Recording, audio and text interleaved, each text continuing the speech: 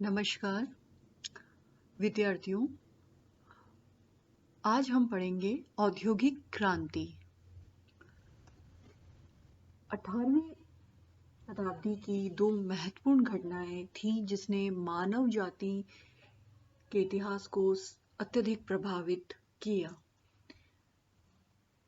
पहली घटना थी फ्रांस की क्रांति और दूसरी घटना थी औद्योगिक क्रांति। जहां एक ओर फ्रांस की क्रांति ने राष्ट्रवाद को जन्म दिया, वहीं औद्योगिक क्रांति ने सामाजिक एवं आर्थिक परिवर्तन किए। 18वीं शताब्दी के मध्य तक यूरोप एक कृषि प्रधान समाज था। वहां इस समय ना तो उद्योग थे, ना मशीनें थीं। मानव श्रम ही एकमात्र ऊर्जा का साधन था। सड़कों की हालत खराब थी। अंतर ग्रामीण व्यापार होता था। यातायात के साधन भी बहुत खराब थे। यात्रा करना कठिन एवं जोखिम भरा हुआ करता था। बड़ी व्यापारिक कंपनियों का अभाव था। इस कृषि प्रधान समाज की पृष्ठभूमि में 1770 ईस्वी के लगभग इंग्लैंड में जॉर्ज तृतीय के समय औद्योगिक क्रांति शुरू हुई, जिसने कृषि प्रधान समाज को उद्योग प्रधान समाज में परिवर्तित कर दिया।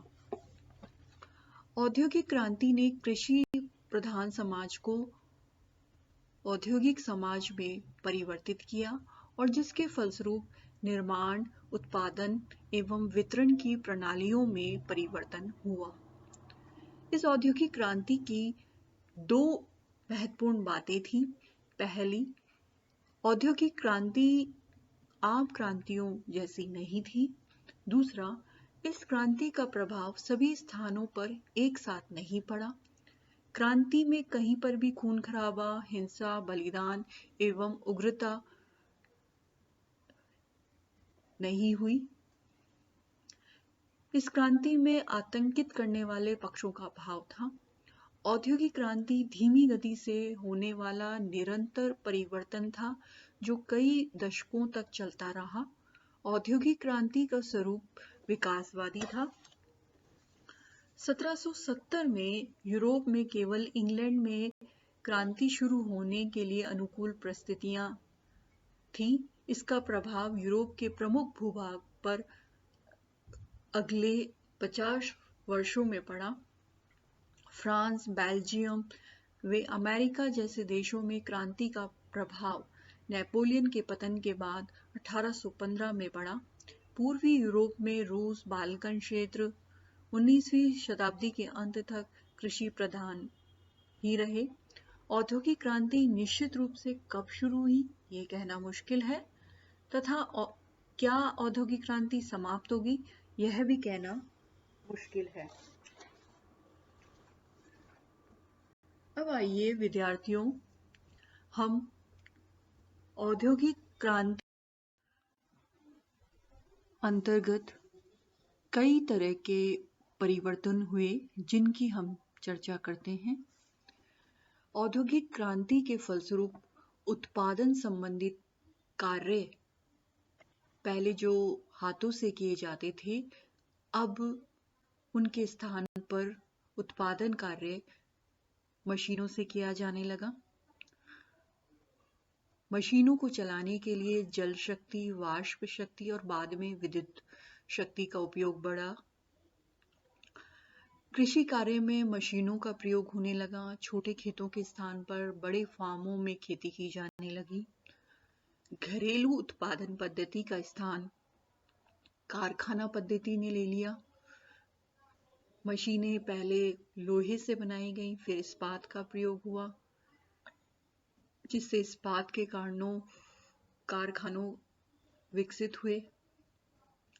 पूंजी का उपयोग बढ़ा, यातायात के साधनों में परिवर्तन आया और इन सब के फलस्वरूप अंतर्राष्ट्रीय व्यापार में वृद्धि हुई। अब औद्योगिक क्रांति के कारण। पहला कारण है जनसंख्या में वृद्धि। 18वीं शताब्दी के उत्तरार्ध में जनसंख्या में तीव्र गति से वृद्धि हुई और इस बढ़ती हुई जनसंख्या की दैनिक जीवन की आवश्यकताओं की पूर्ति लघु उद्योगों से, कुटीर उद्योगों से नहीं हो पा रही थी। इस कारण वैज्ञानिक ऐसे माध्यमों की तलाश करने लगे जिससे उत्पादन में वृद्धि हो सके, और उनकी इसी सोच ने औद्योगिक क्रांति के सूत्रपात में महान प्रेरणा दी। दूसरा कारण है व्यापारिक क्रांति का प्रभाव। इंग्लैंड, फ्रांस, स्पेन आदि देशों में व्यापारिक होड़ 16वीं शताब्दी में ही प्रारंभ हो गई थी। पुनर्जागरण और भौगोलिक खोजों के कारण यूरोप में व्यापार वाणिज्य बढ़ा। व्यापार वाणिज्य के कारण व्यापारियों की समृद्धि बढ़ी, प्रचुर मात्रा में पूंजी इकट्ठी हो गई, जिसका उपयोग उन्होंने नए औद्योगिक कारखानों को स्थापित करने में किया। व्यापार वाणिज्य में वृद्धि के कारण विश्व के विभिन्न भागों में एवं स्वयं यूरोप के बाजारों में उत्पादित वस्तुओं की मांग बहुत बढ़ गई।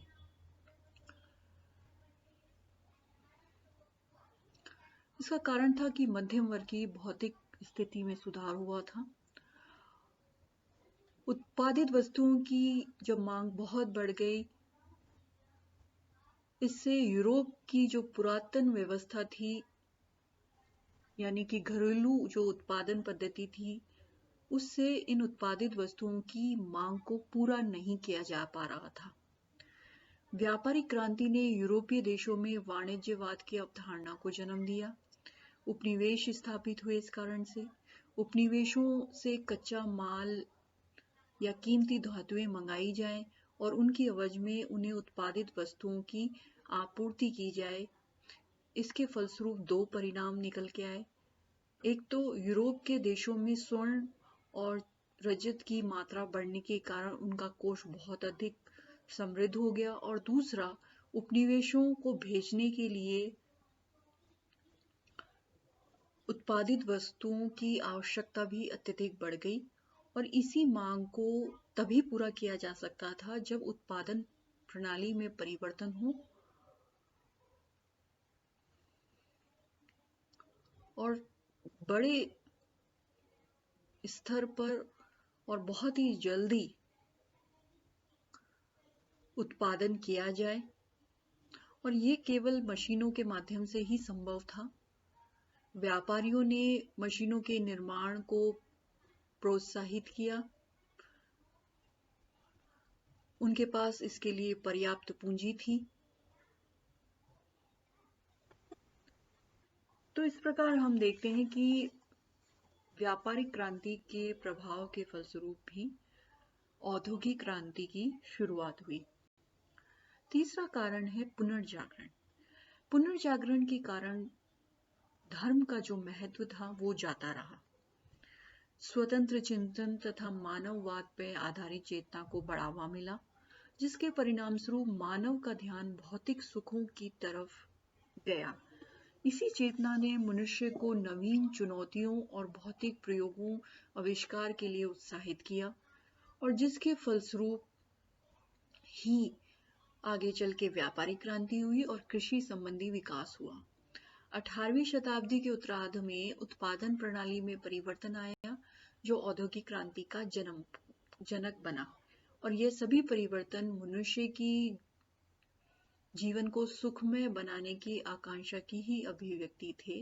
अतः पुनर्जागरण ने भी औद्योगिक क्रांति को प्रोत्साहित किया।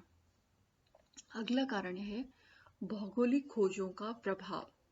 16वीं एवं 17वीं शताब्दी में यूरोप के साहसी नाविकों ने एशिया, अफ्रीका, अमेरिका के अज्ञात देशों की खोज की, और इसी के साथ भौतिक एवं मानवीय संसाधनों यूरोपीय देशों के हाथ लगे। कच्चे माल के वहां पर उनको स्रोत मिल गए, निर्मित वस्तुओं के लिए बाजार उपलब्ध हो गए, औपनिवेशिक दास के रूप में सस्ती श्रम शक्ति मिल गई, और इस सब के फलस्वरूप एक तरफ तो उत्पादन प्रणाली में परिवर्तन की आवश्यकता अनुभव हुई तथा दूसरी तरफ नवीन औद्योगिक परिवर्तन को भी आसान भी बना दिया गया।